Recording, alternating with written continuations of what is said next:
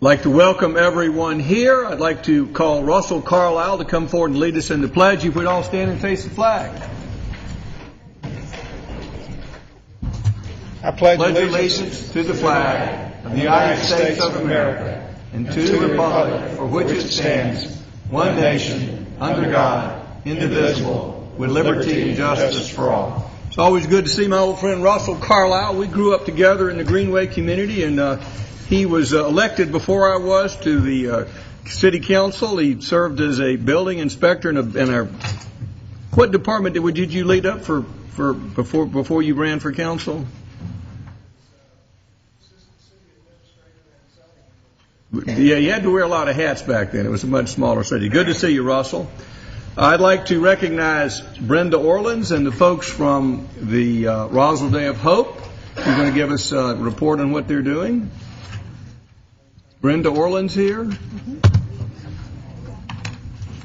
And I'd like to begin this with reading a proclamation from the mayor. Roswell Day of Hope proclamation. Whereas Roswell Day of Hope was launched in 2009 through a partnership with the national nonprofit assistance organization, Convoy of Hope, and whereas Roswell Day of Hope represents a coalition of more than 50 local community organizations, businesses, and churches partnering together to provide practical help and hope to Roswell families and children in need. And whereas in 2009, Roswell Day of Hope provided support to nearly 3,000 people in need, and is expanding the event to offer help to more than 5,000 guests this year. And whereas more than 1,000 dedicated volunteers at the 2010 Roswell Day of Hope will help distribute free groceries, provide health and dental screenings, haircuts, and other services in this united act of compassion.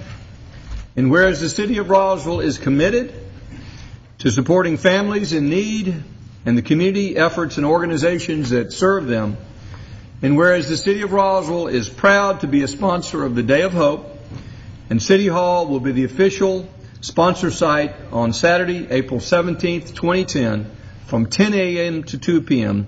Now, therefore, I, Jerry Wood, Mayor of the City of Roswell, do hereby proclaim Saturday, April 17th, to be known as Roswell Day of Hope. Encourage all Roswell community organizations, churches, businesses, and citizens to support and participate in this visible expression of compassion and generosity to our citizens. And with that, I'll recognize the folks from Roswell Day of Hope who are putting on this and encourage everybody to volunteer. We'll hear from you all.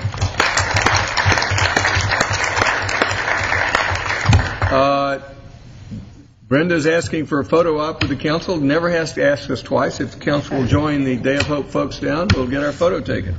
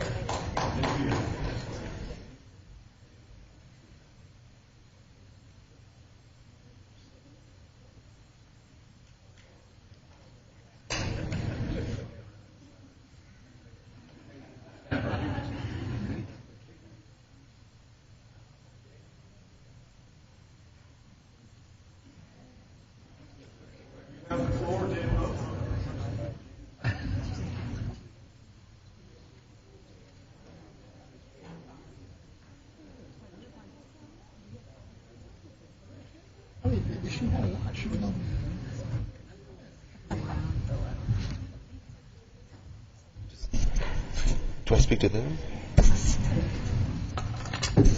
Well, thank you for your support as a city council, just putting your support behind this event. Just to give you a feel for what's happening this year, we do have all the services that's being provided that Mayor Wood mentioned. But we also have a lot of churches. We have about 25 churches on board, and we have about 50 nonprofits and health agencies that are coming together to serve the city, as well as multiple corporate sponsors. So we really appreciate just the city council's support behind this event and allowing us to even use the property for that.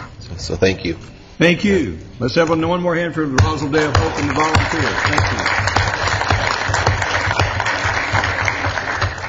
Thank you. This is our fifth Monday meeting. We have no agenda other than hear from our citizens.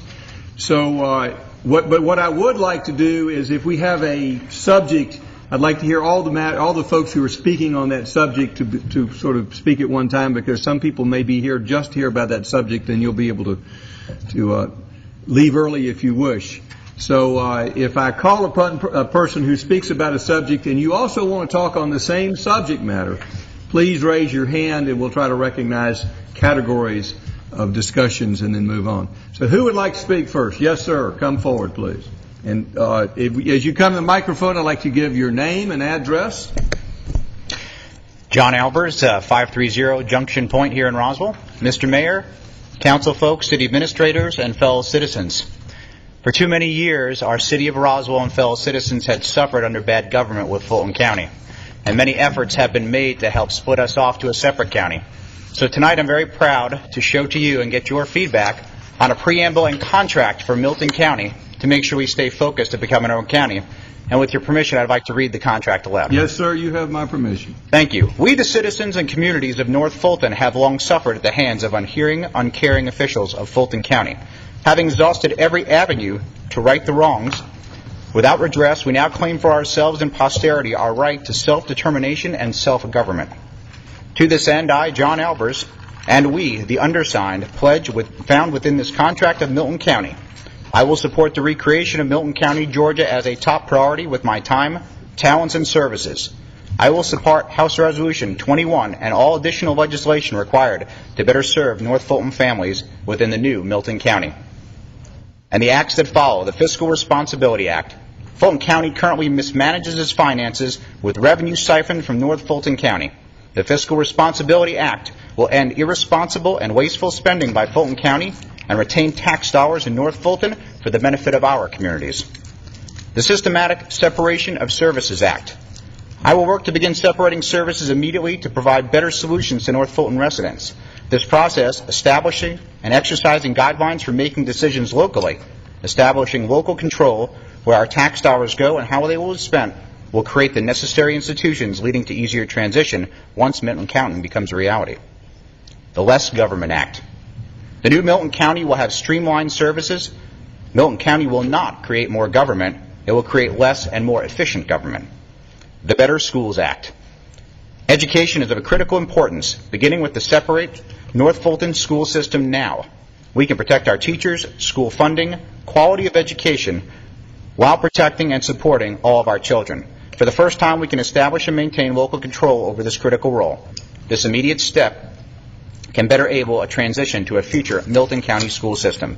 And lastly, the Better Transportation Act. Traffic and transportation are major inhibitors to business and quality of life in North Fulton. These issues need to be addressed short-term and long-term with proper funding and management. This act will serve our community, better serve our families in North Fulton, and better serve all of our neighbors. Tonight, I have signed this contract with several of you and pledge for the improvement of North Fulton for my children, for my neighbors, for my state, and for what I know is right. And I encourage you with this large contract here to take time and sign it tonight. I've got copies for anyone who's here today to be a part of this fight as we continue to push forward to separate our services and ultimately have better government. And thank you to the city for the great government you provide locally and hopefully have more services close to home. Thank you, Mr. Mayor and Council. Thank you, John Albers. John, do you have a website if folks want to contact you on this? I know you do. You are right. It is called contractformiltoncounty.com. Thank you. Thank you, John Albers. Who'd like to speak next? Does anyone else want to speak on Milton County before we go on? Who'd like to speak next? Yes, come forward, please.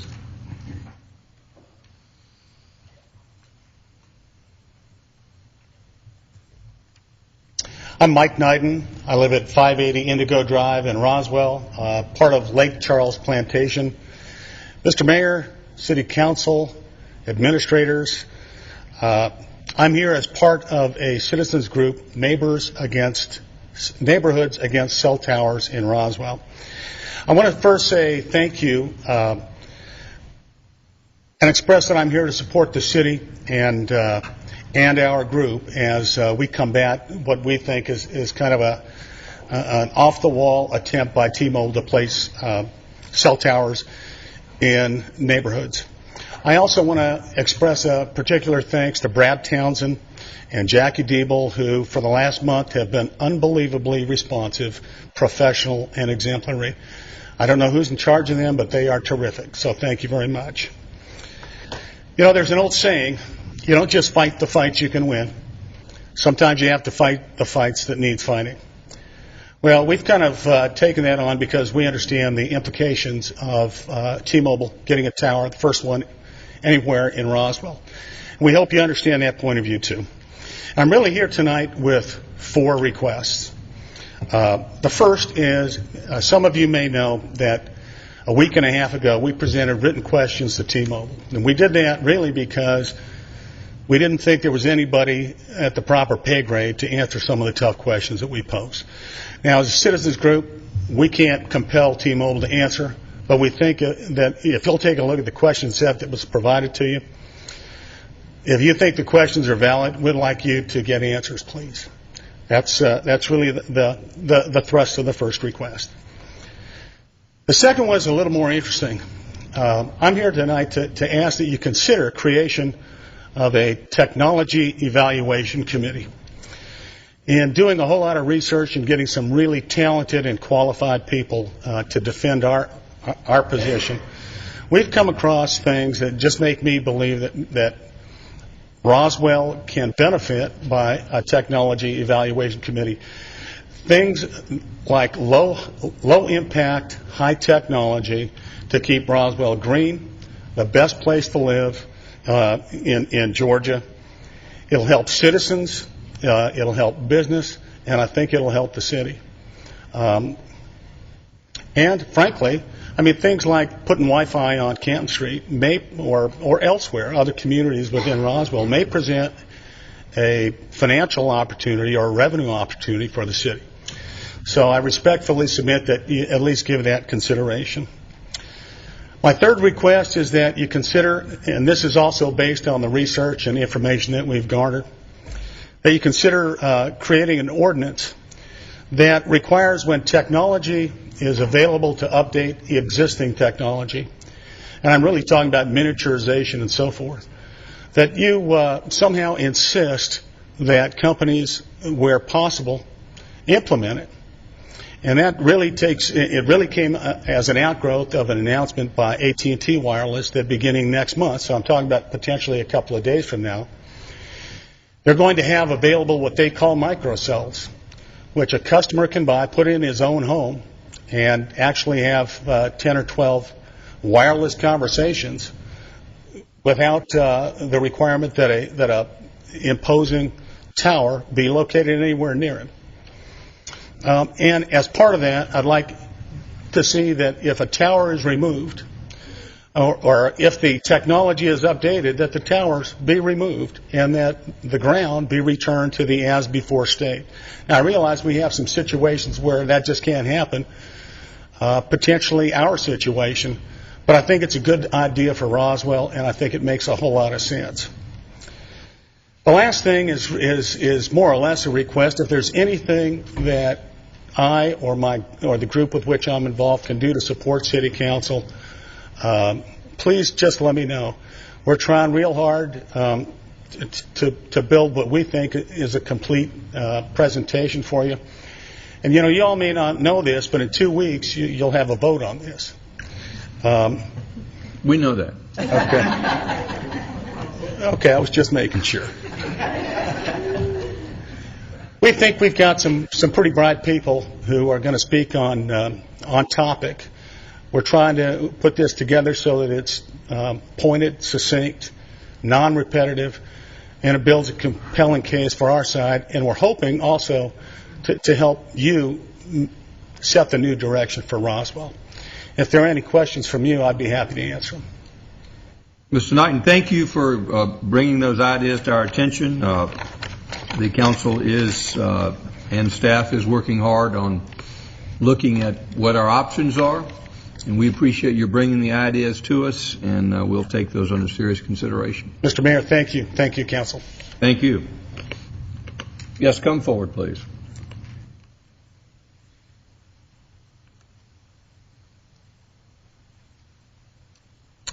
Good evening. I'm Janet Russell. I live at 260 Willow Springs Drive. That is not in Willow Springs subdivision. I've been saying that for 37 years, and I just want to remind you. I thought it would be appropriate that this is my 37th anniversary of coming to City Council since I moved here in the biggest ice storm the city ever saw 37 years ago, and I stayed because I like it. I'm here for several reasons, and since I don't have a cell phone, I don't have to address the man behind me's cell phone tower issue at all. I'm probably the only one in the room without a cell phone. First of all, I learned something a long time ago from Sam Evans. Those of you who don't know him, he always gave his kudos at the beginning. And I want to thank the water department for, I guess that's used to. I live in a very old street that kind of gets neglected a lot, but the pipes broke, and within about 6 hours, they were fixed. And that's pretty amazing because they had to dig up a really old street to fix piecemeal our pipes. Someday we may get new ones, but until then, I didn't want any water running down the street. So thanks, Stu. As far as recreation and parks go, we all know they're fabulous, but I read my brochure, Joe, and you're going electronic. Welcome to the 21st century. I think it's about time. No paper should ever leave this building ever again for anything. Everybody in this city should be hooked up to the internet.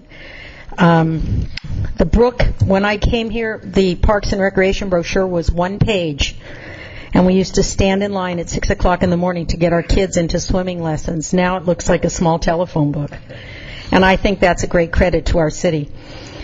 Finally, on the hooray side, I don't know what's happening with Steve Asenbrack and his fabulous transportation department, but every time I see him, I have to tell him and all the guys and the ladies, they have turned that transportation department around in the last year. Signs are everywhere indicating cross streets. The bridge over Grimes Bridge is absolutely beautiful. I was on one of the first volunteer committees when they started discussing fixing that bridge 10 years ago.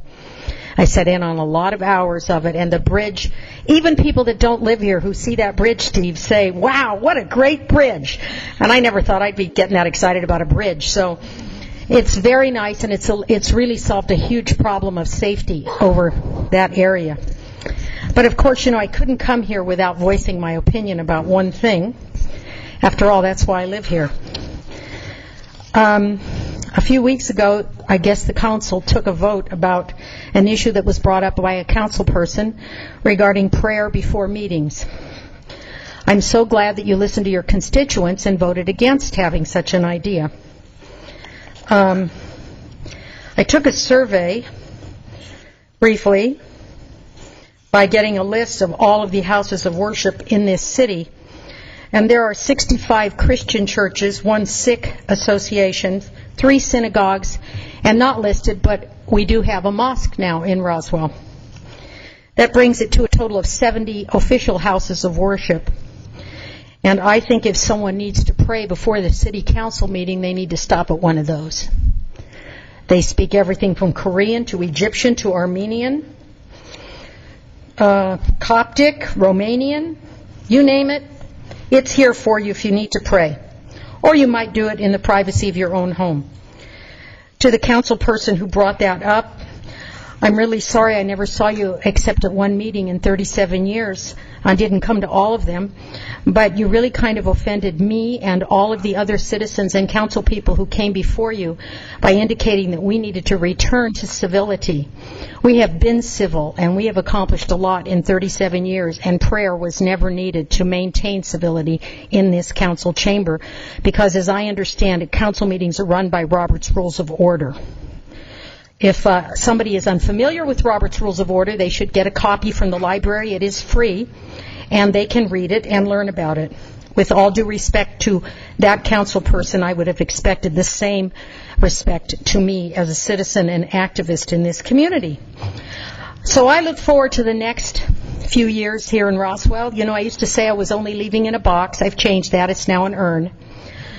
Thanks for everything, being responsive and good government. I've always been proud to tell people, as you know, I travel around the world frequently for business. I meet with a lot of diplomats and dignitaries and heads of state from other countries, and I'm very proud to tell them that I live in a city where I can be so pleased to say that in all the time I've lived here, there's never been any fiscal irresponsibility or irregularities. If I call my mayor, he will reply. If I call my chief of police, he will reply. That says a lot about this city. When I moved here, it was 5,000 people. Now it's 100,000 people. So thanks very much for everything, and I hope you have a good year. Don't forget, Earth Month starts on April the 1st. Tomorrow I'm taking a group of senior citizens to teach them how to ride the bus. As you know, I'm a proponent of mass transit. I have been since the day I moved here. The wheels on the bus go round and round, and they go round and round for everybody in this room if you'd get off your lazy butt and use it. Who would like to speak next? Yes, sir, come forward.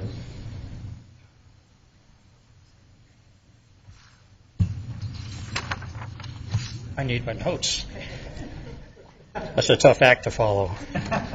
Thank you for the opportunity to speak. I'd like to make a few comments about the roundabout that is intended for Grimes Bridge and Norcross. Most of you know the facts that it probably in the long run is going to save us. Pardon me, I don't want to interrupt, but Ms. Love reminded me you needed to give us your name and address at the beginning. It's Bob Rivers. I live at 1165 North Coleman Road. Anything else I forget? No, sir. Appreciate you doing that. And everyone who speaks, I forgot to remind you, we'd like people to find a speaker card so we can make sure we've got the right spelling of your name. We do keep a record of all this. Thank you, sir. I apologize for interrupting. Well, I'm glad you did. You know all the facts that, and all the research is done by the city of Roswell. It shows that a roundabout is probably the right thing to do. It's going to save electricity. It's going to save maintenance costs, save capital investment for equipment, and it's going to lower the pollution in the area, and it's going to reduce the noise levels in the area. The other thing that's going to happen is when you have a power outage, you don't have to worry about traffic control by Roswell policemen. The only thing that I've read on the other side of the argument is basically an emotional argument, which I understand it is change and it's different. We have used roundabouts. I drove 1,700 miles in New Zealand and dealt with a lot of roundabouts and going on the left side of the street, and there's still not any problem. One last comment, and that is that my son is a traffic engineer. He doesn't live here anymore. And when he read on the internet that Roswell was considering a roundabout, he said, "Way to go, Roswell." I know we've got some other roundabout folks here. If we'd hear from folks about roundabouts. All right, we'll have you speak about prayer before the council, and I'll return to roundabouts. If you'll come forward and speak, please. I'm sorry I didn't had two hands up, and please come forward. We're going to hear about prayer before the council. No, I apologize for not keeping on track. My name is Sandra Killebrew, and I live at 1340 Ridgefield Drive here in Roswell. I would like to read to you an email that I sent to Betty Price on March the 13th. Betty, I have just read the article in the Review and News regarding prayer before council meetings. First, let me thank you for your goal to start each meeting with a prayer. I stand with you. As I thought about the article and the subject in general, I was reminded of what is recorded in the Bible about government. Obey the government. For God is the one who put it there. All governments have been placed in power by God. So those who refuse to obey the laws of the land are refusing to obey God, and punishment will follow. That's found in Romans. I wonder if this works both ways. What is God's plan for government officials who refused to honor him, the one who placed government in power. Wisdom is needed by our city council members. The Bible tells us in James 1:5 that if any of you lacks wisdom, he should pray to God, who will give it to him, because God gives generously and graciously to all. There is a stipulation. As we pray, we must believe and not doubt his power to answer. Again, thank you, Betty, for taking a stand to honor God as you serve in our city government. I promise to be more faithful in praying for you and our other leaders. Please know that this is not sent with ill feelings toward others, but with a strong desire that we all give honor to God. Remember Philippians 2:10 through 11, as you press forward in your desire to do what is right, so that at the name of Jesus, every knee will bow, in heaven and on earth and under the earth, and every tongue will confess that Jesus Christ is Lord, to the glory of God the Father. Thank you for letting me share that. Thank you, Ms. Killebrew. Mr. Albers, if you would pick up your and I know that other folks may want to sign this, but I don't want to dominate the podium with your materials. Does anyone else wants to speak on prayer tonight? Yes, sir. Come forward, please. Thank you, Mr. Mayor and council members. My name is John Snyder. I live at 410 Roswell Farms Road, and like the lady before, I wanted to address you about this issue of city council prayer. I've lived in Roswell for about 10 years now, and one of the things that I have really appreciated about the council is the way that you have been very low-key and businesslike in your affairs.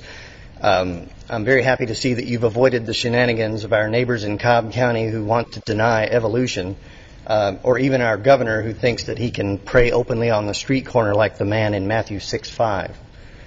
While it may be true that the phrase separation of church and state does not appear in the Constitution, it's also true that the phrase America is a Christian nation does not appear.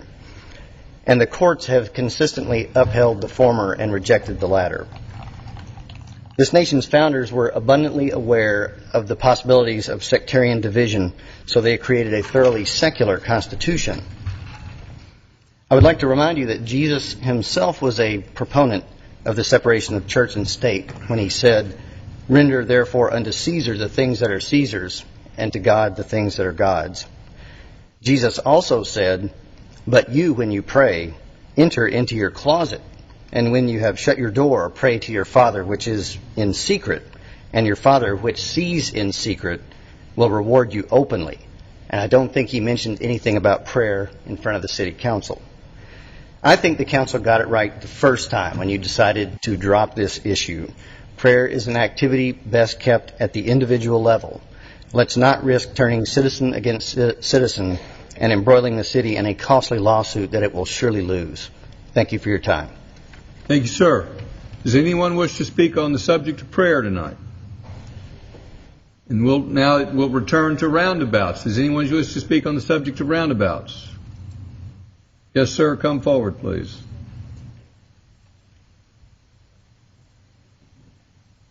Good evening, everyone.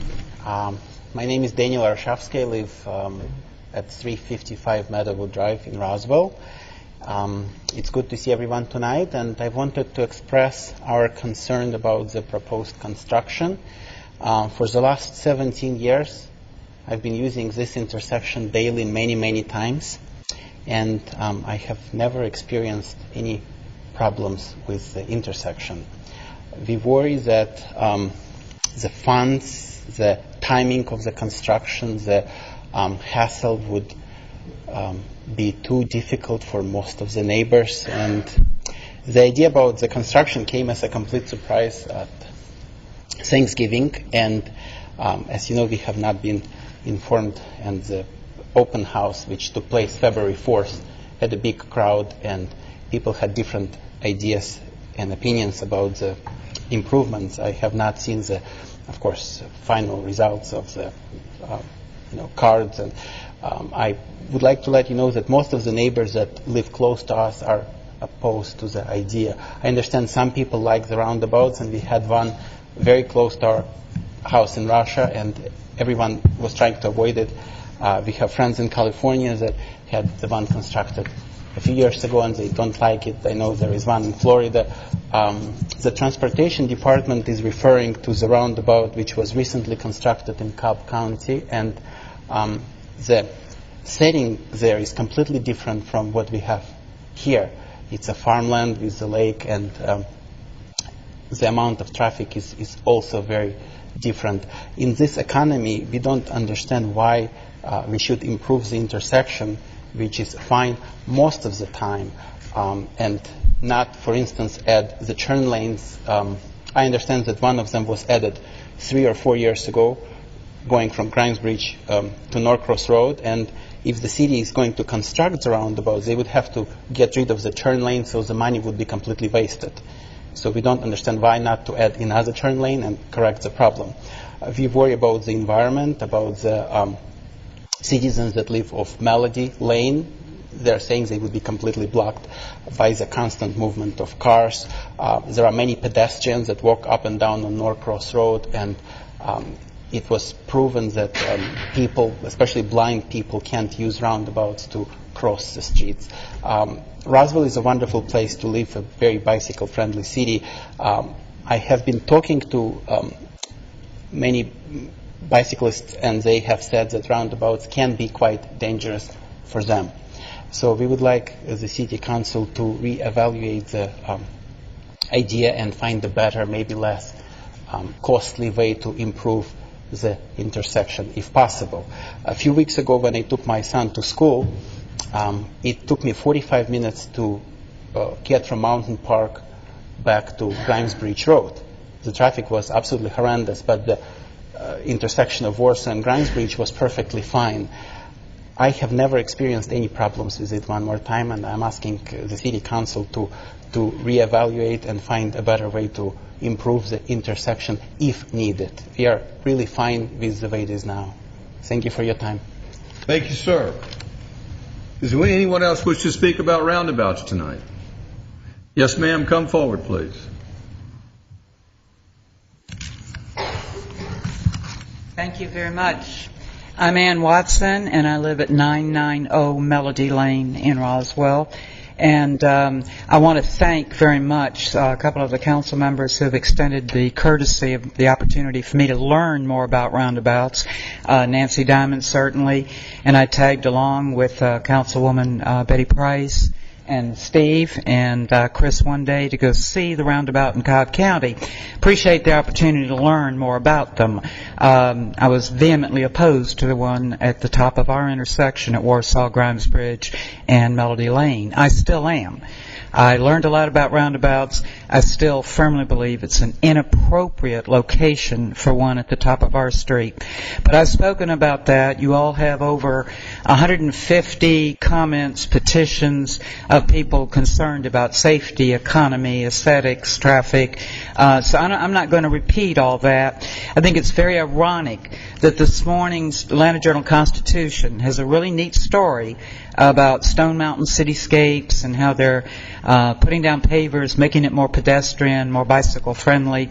Unless you think that doesn't apply, the article goes on to compliment Roswell and the things that Roswell has done to make this the most bicycle-friendly community in Georgia. Very proud to read that. It also goes on to talk about the fact that Roswell narrowed lanes on Highway 9 and added two-way left turn signal lanes to improve the situation in our historic district. And I certainly salute that. Steve was quoted in this, and I want to get it right, as saying that it's great because that's what gives our cities their own personalities. Well, I want to just briefly speak to the personality of our neighborhood and our community. And I've lived there since 1969, raised my family there. Our personality has been safe. It's been aesthetic. It's been economical, it's been environmental, and we really feel that if you want to take personality a little farther and talk about quality of life, that this roundabout can destroy it. We do not feel that it will improve safety. To the contrary. It certainly won't improve appearance. It's a big, ugly, concrete circle. Road barriers will have to be put on our residential streets and painted and raised to direct the traffic. Destroys the whole community feel of the residential neighborhoods. In terms of walking, and some of us, seniors like myself, we walk. We can't run across the thing. There are families that take their children to school there. There are many people who have talked to real estate agents. I haven't, so I can't be factual, but they are told property values are going to go down if this big thing is put right up there. I live 2 houses down from it, and like Daniel, I don't have major problems with that intersection. Interestingly, I used to commute continually. I retired just about 2.5 years ago, so I do some freelance now from my home. I'm home a lot. I don't remember the last accident at that intersection. Not at all. As it currently stands, with no tax money changes, as it stands, I don't remember an accident for the last 2 years. So I ask you to do what Roswell's always done so well, and what I've loved about this city, keep our personality, our safety, our property values, and our environment in mind. And I do appreciate your time and your consideration to reevaluate this. I think roundabouts can be good. You all helped teach me that. They don't belong at this intersection. Thank you all so much. Thank you, Ms. Watson. Does anyone else wish to speak on roundabouts tonight? Next subject. Mr. Carlisle, would you like to speak on roundabouts? Yes, I would. So we'll hear from you on roundabouts. Thank you, Mr. Mayor. Thank you, Council, for the wonderful job you do. I could go on a long time telling you how great you are, but I'm sure your spouses will tell you that when you go home tonight. Not necessarily. But I'm here to speak about roundabouts, and I'm not for roundabouts, and I'm not against roundabouts. In fact, Mrs. Watson, I agree with you totally. There's a place for roundabouts, but the place you've chosen is not the right place. And she brought up some points I had not even thought of about just adding all that pavement there is not very neighborhood friendly. Now, when I first saw this proposal about roundabouts, I had some experience with roundabouts. I spent about 6 weeks on Grand Cayman Islands. And Grand Cayman is about the size of the city of Roswell, about the same population, same amount of traffic, everything. And when I first got on the island, I drove through the roundabouts on the left side of the road, which was a little bit challenging for me. And I thought, these things are really neat, because you can just move around and get off where you want to. And I thought it was great. Till I decided to go to town during rush hour, and these roundabouts would back traffic up for 3 to 5 miles, and it was just unbelievable. And so I decided I would study this a little further, and a lot of the engineers that have studied roundabouts say if you have roundabouts on intersections where you have a major collector street like Norcross, and then you have minor side streets like Grimes Bridge Road, because of that uneven traffic flow, high volume, low volume, it creates a stop and go environment. So basically you're back to a stop sign. Of course, this would only be during probably the major rush hours, and then the rest of the time it would function normally. Also, when I looked at the city site talking about all the benefits of roundabouts, the first thing that came to my mind is what are the disadvantages? Why don't we talk about the disadvantages of roundabouts? And the disadvantages of roundabouts is the number one thing I think in this challenging budgetary and economic times is it's extremely high capital cost for the return you get off of a roundabout. And over a period of time, they don't easily adjust to increasing traffic volumes. like in the UK and Australia and places where they have these, they have to go back in and put metering devices and basically stop and go lights on these roundabouts. So now you're back to where you are now, but you spent $1.2 million. You have to spend more money to put the metering devices in. So that's another problem. And it's been proven that they're hazardous to visually impaired pedestrians because of the lack of gaps in traffic and the just continuous noise of the roundabout. And a little side note, I spoke with Rich DiPolito before the meeting tonight. In Michigan, people have brought suits against the state of Michigan under the Americans with Disabilities Act, where they have to go in and put special crosswalks and signals that would stop traffic to allow people to go across these intersections. So that's another problem there.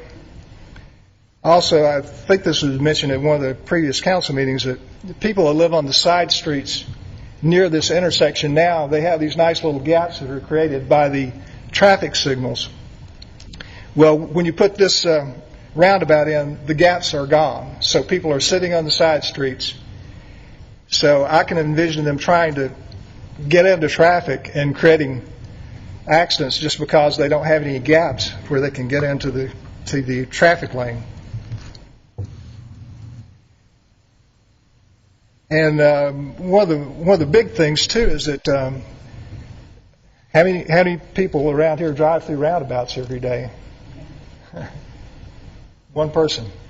You're going to have 99% of the people in Roswell that are going to have to be trained in how to drive through a roundabout. And that's going to be pretty perplexing, I would think.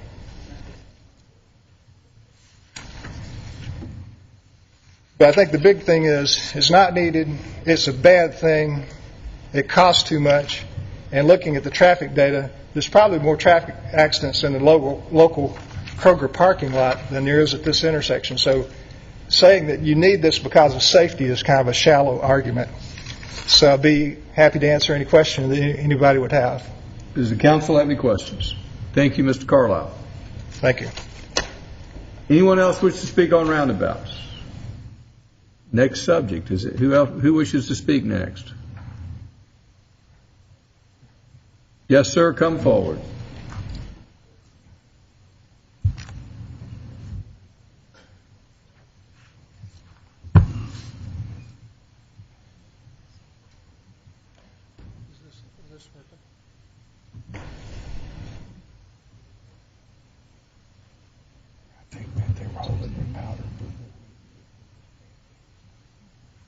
Thank you. Lee Fleck, Martin's Landing. Mayor, City Council, good evening. I'd like to first start by saying I'd like to compliment the Chief. Chief, I'd like to compliment you on getting the crime analysis and the statistics posted so quickly. You know that's always been a hot topic for me. I also want to thank your efforts in getting the, I don't know what to call it, I call it the MapQuest of crime, active just this week. Those are both very, very good positives, okay? And Councilman Diamond, I'm very happy on how you've taken some of these issues that I've spoke to on many occasions and have addressed them. Thank you. I want to go a little further in depth, and I have to ask permission if you could have somebody hand these to the council members. I only say that because I've been advised that some of my attachments that I've sent by email have not gotten to the council members. So if you could hand these out, I would appreciate it. It would help from staring. Okay. One of the other things that many of you may not be aware of is that Chief Williams, statistician, has done a lot of work. Can you work on that for me? Can you zoom that in? I'm not talking to that yet. Of course, as you can imagine, we have, and I sent you these attachments, and most of these did not go through. But the police department has a spreadsheet of all bookings, okay? And this spreadsheet is some 280 pages. And it's just a listing of all arrests in the city and bookings, okay? They also have developed two other tools. One of them is called non-citizens without Social Security numbers. Out of the 270 pages, with Social Security numbers. Out of the 280 pages of bookings, there are only 7 pages of non-citizens with Social Security numbers. The statistician further developed a listing of non-citizens without Social Security numbers. That spreadsheet, this is totals 78 pages. Additionally, the detention center also maintains a listing called consulate notification. I guess it's because the UN requires any local arresting officer in any country, local arresting entity in any country, to afford those that are arrested that are not citizens the right to have their consulate notified. In 2008, there were 880 arrestees who requested notification of their foreign consulate. Last year, in 2009, it went from 880 to 1,463, a 45% increase in 1 year. Now, that's pretty much evident in this here, and I'm not going to go into this. I have sent you these before.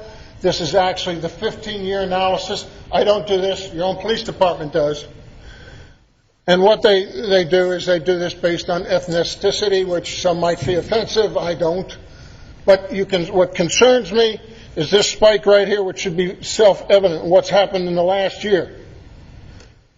Of foreign nationals has jumped to the point that it has exceeded the arrest of U.S. citizens.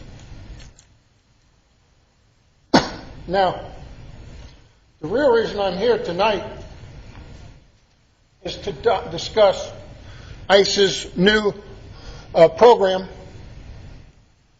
which is the Secured Communities Program. Some of you are aware of it. I know Mrs. Diamond is abreast of it, and I know the Chief is. We both have meetings with ICE. However, I know that there are some things holding you up to proceed. And what I want to tell you is everything that I've showed you thus far is questionable with regard to are these people actually legal or not, okay? Social Security numbers could be falsified, as you well know. Documentation, you don't even know if the person is really the person he's saying is. ICE's Secured Communities Program is a biometric fingerprint analysis that will integrate both the Department of Homeland Security's database, which is used by Customs and Border Protection, as well as the FBI. And Mrs. Diamond, I hope when I get done you'll touch on where you stand on that meeting, because I have some concerns about the fact that you didn't want to pursue it, or you weren't able to pursue it based on ICE recommendation, because you were waiting for Fulton County to go online with this, and then Roswell would follow suit. My concern is that I don't, Fulton County has publicly stated that they will not enforce the state immigration laws. And they've said this for several years. So I would like to encourage this administration to pursue this vigorously, okay? Because right now approximately 40% of your detention budget goes to housing illegal aliens. Now, that's all I want to say on that issue, okay? I think I've showed you enough evidence. You have the information about the secured communities that I gave you in the handout. I don't think that anyone can deny that we have a problem in Roswell and have had for some time.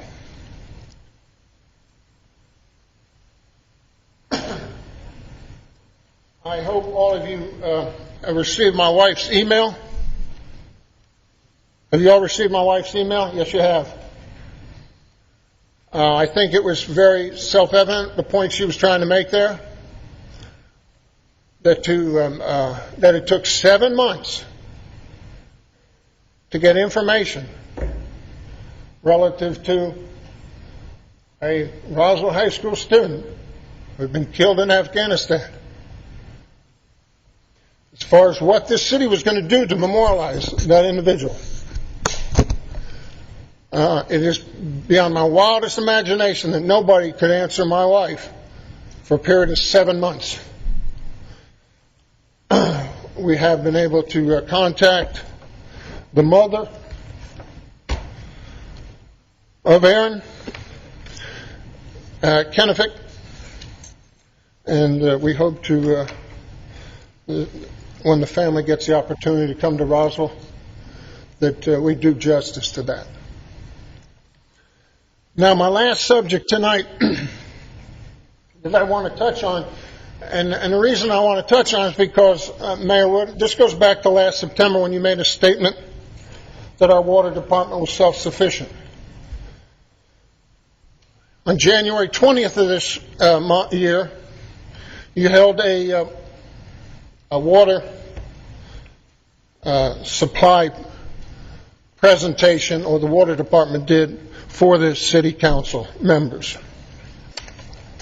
I'm sure that you all remember this presentation, so I won't go into it much further than that. I've had extensive communication with Mr. Mooring and Mrs. Champagne to attempt to get additional information, because some of the numbers on here I had questions about, or at least the manner in which they were presented. Your accounting department does a typical financial analysis. You do expenses and you do revenues. What I did was I looked at this more from an operations standpoint, and I tried to evaluate the cost to the end user. What it costs when it comes out of the spigot. Okay? And I want to go over that right now. One of the points that was made in the presentation was that the city purchases water from Fulton County at that rate, $2.16.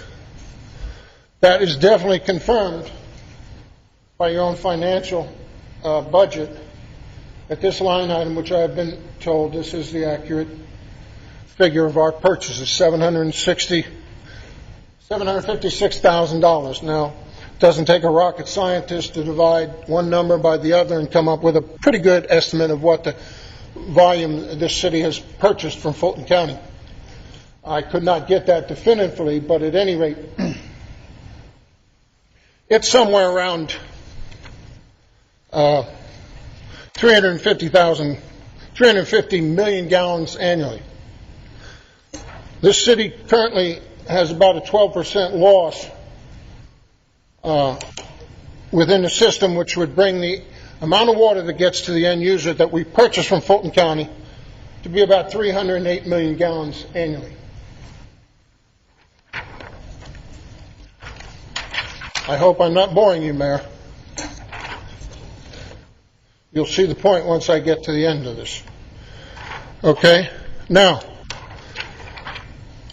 this figure here that was presented, $2 per gallon coming out of your water plant, was the one that was suspicious to me from the get-go. At any rate, I have to look at it to a certain extent the same way that your water department does. Okay? And let me first confirm to you that, I have received communications from Mr. Mooring that has all these numbers in it. This is a communication from him which spells out all the operating costs, capital expenditures, and the revenue. So I'm speaking from information that was provided me by your department, your water department. Now, what you're saying with the $2 per 1,000 gallons doesn't take into fact any R&M, any capital expenditures, what is needed to maintain that plant. That is an integral cost that you must consider in your delivery to your end customer. You can't just call it capital and forget about it, because in a lot of cases, as has been admitted, a lot of these maintenance costs and these maintenance expenditures, which total some $600,000 in this year's budget, are for upkeep and maintenance of equipment that is deteriorated over the years. This is the cost of doing business. Now, to try and expedite this along, okay, not only, like I said, do I have figures that were provided to me, which include water administration, which is G&A, which is your salaries of your Stu and his people, as well as the indirect costs of your all salary and everybody sitting under the gold dome here. This is the water plant operations, which this $834,000 is pretty close to that $2 per gallon that Mr. Mooring has quoted. As I said, it doesn't include the capital.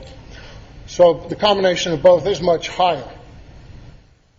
The next one is your distribution costs. Okay, that's fixed. Just like your G&A is fixed, your distribution cost is fixed. You got pipes under the ground, you have to maintain them, etc. So those two items are fixed. Now,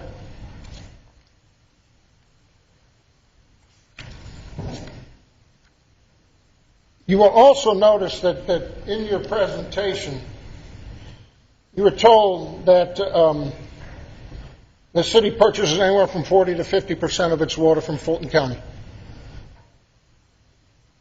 And we all realize that your water operation, your distribution only distributes water to a grand total of 5,800 end customers. About 10,000 residents out of the 100,000 in the city of Roswell. I know you. One of the reasons I wanted to bring this up is because I know you're going into a budget meeting next. And I think this is something that you all have to look at very closely.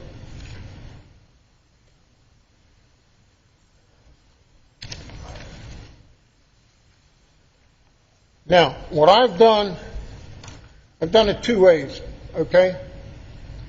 I hope you can see it. But basically, this portion here is what you purchase in water from Fulton County. This one down here is what you produce from your plant. And this number right here, $2.70, is the average of both. Approximately 45% of your water is purchased from Fulton County, and 55% you produce yourself.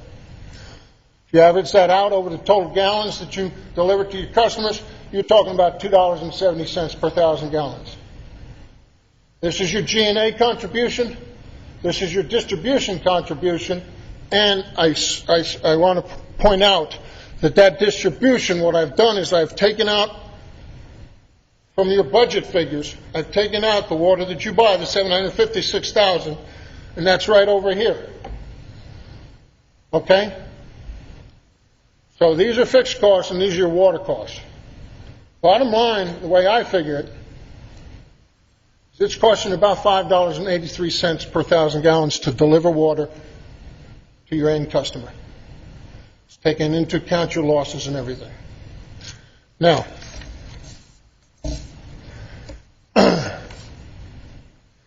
on the revenue side,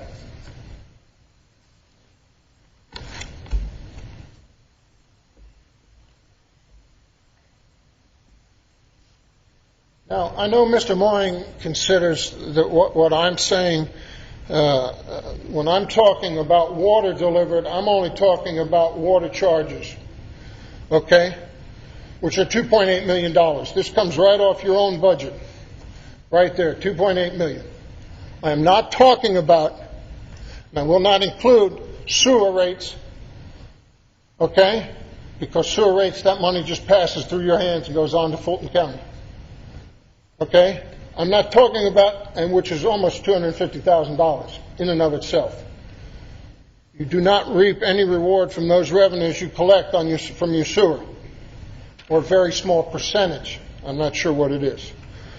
So while your total figure here of 3.1 coincides with what Mr. Mooring states, as I relate to, I'm only talking about water costs or water revenue from what you deliver to your end customer.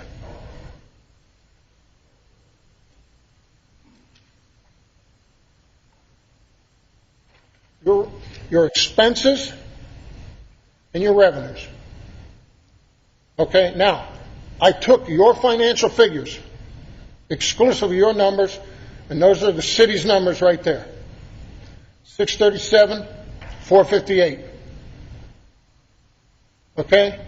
Gross dollars are the same, ladies and gentlemen, except for that $250,000 sewer, which I'm not putting in there. Now, what concerns me is that where the rest of that money is coming from. I contend that the water department and the water system is not self-sufficient, as the mayor contends and as Mr. Mooring contends. Okay? Now, and I think you all need to redress that in this year's budget. Many of you get your water from Fulton County, as I do. Yes, during the drought, consumption went down because people conserved. Guess what happened? My water rates went up because Fulton County had to keep their operations running.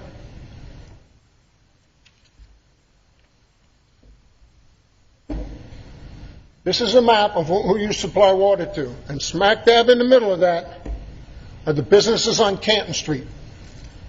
I consider myself an injured party when I'm subsidizing businesses in Roswell, their water needs. And Mayor, that includes your business, your wife's business, and I don't know who else here has business on that street.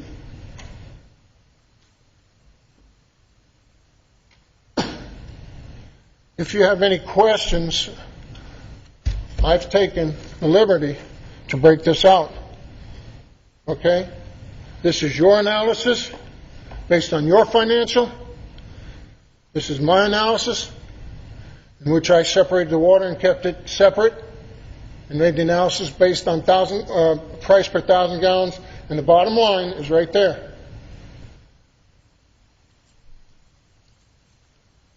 90,000 citizens of Roswell are supplementing the water cost to the business on Canton Street and anyone else supplying water to the tune of $1.5 million. Thank you.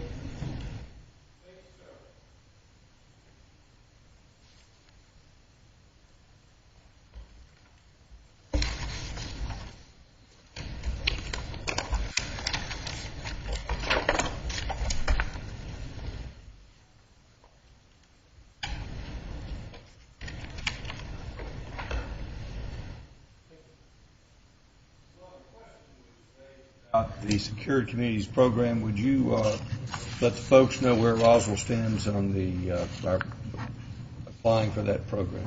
Yes, sir. As Mr. Fleck mentioned, city staff have been meeting with the ICE officials about us participating in that. Chief Williams, as well as Councilmember Nancy Diamond, attended a meeting, and we will be waiting on Fulton County to implement that, and then we will follow. Chief Williams can speak to the details. I understand Mr. Fleck's concern about Fulton County moving forward appropriately with that, but we can't go on our own. So we are waiting to hear back from them. As a matter of fact, I believe Chief Williams distributed an email to council today letting them know some of the details of the program and where we are. But right now we are in the queue, in the hopper, know the details of the program, and are awaiting that. Chief Williams, is it third quarter? Yes, ma'am. The third quarter of this calendar year is the fourth quarter of their fiscal year, this summer. I'm sorry, is that when it's going to go into effect? So again, Fulton County, yes. okay. Yes, sir. They will come online then. And in case you didn't hear any, third quarter this calendar year.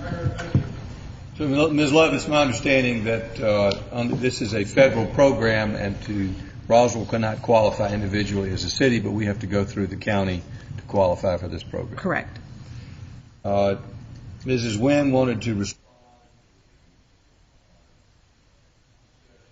We are honoring Mr. Kenneth Black. Thank you, Mr. Mayor. I was kind of hesitant about bringing this up, but I'm going to. The statement about that Ms. Fleck did not receive any emails for 7 months, and Mr. Fleck, I do have you a hard copy, so you can look at that. This statement is incorrect, as I sent Mrs. Fleck an email dated January 21st, 2010, referencing Ms. Love's 2 emails dated November 22nd and January 15th. And in these emails, we stated, both Ms. Love and I had stated that we were in contact with Aaron's mother, and that we was going to wait for a date from her where she could come with her daughters. We felt that the city should not be mandating when we were going to have the memorial service, as this was a great emotional loss for Mrs. Price, which is by her married name. There was also a reference to that this was not a priority to the city and was passed on down the line to Linda Buchanan's desk. Again, this is not correct. When Mayor Wood asked me to spearhead the memorial for Aaron, Kay and I agreed that what we needed to do was to find a person who could be the point person to be able to communicate with Aaron's mother on a regular basis, since we knew that she was going through a lot of emotional, and now we found out physical trauma in her life. Linda Buchanan was the perfect choice to do this. Linda is a valuable and respected member of the administrative staff, and we just knew that she would do the job like it was supposed to be done. Linda Buchanan has taken this assignment very seriously and is handling it with the utmost dignity, grace, and sensitivity it deserves. And the only reason I'm bringing this up tonight is I want to set the record straight. This city, this mayor, and this council, when Aaron's mother is ready to come here and we can have the proper memorial for her son, that's when we're going to do it. We will not be pressuring Mrs.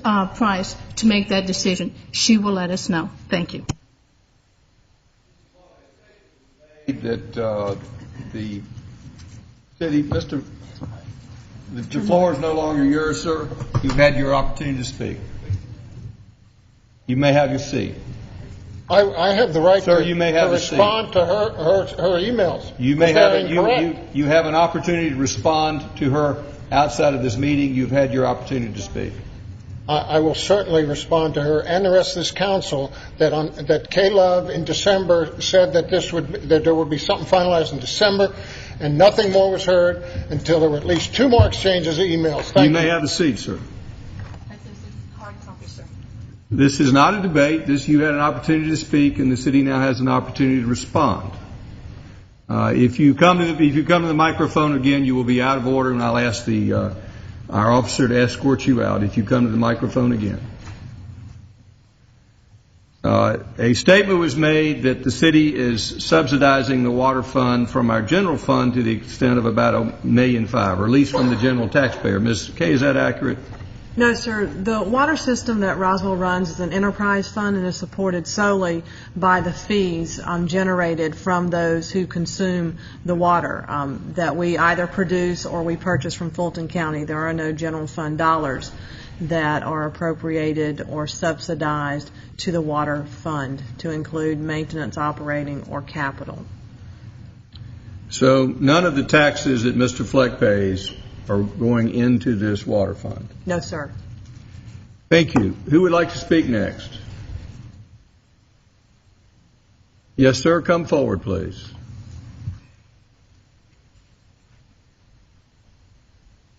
Alfredo Ortiz, 59 Vickery Street in Roswell. Actually, just two quick thank yous. One to Mr. Asserback for some wonderful assistance that they gave us in Mill Village on addressing actually two issues. So thank you very much. It was very kind and very quickly resolved. And another one to Chief Spencer. There was an incident actually at Mill Village. Councilwoman Diamond and K-Love was aware of that, and they addressed our issue very quickly on that. And we just wanted to say thank you on behalf of the Mill Village, and also, I guess, have an opportunity to talk about the Nixle system, which we have distributed an email on to all the residents of Mill Village, and we think it's a great program, and hopefully all of us in the village down there will get on it quickly. So thank you very much. Mrs. Love would like to be recognized. Thank you, Mr. Mayor.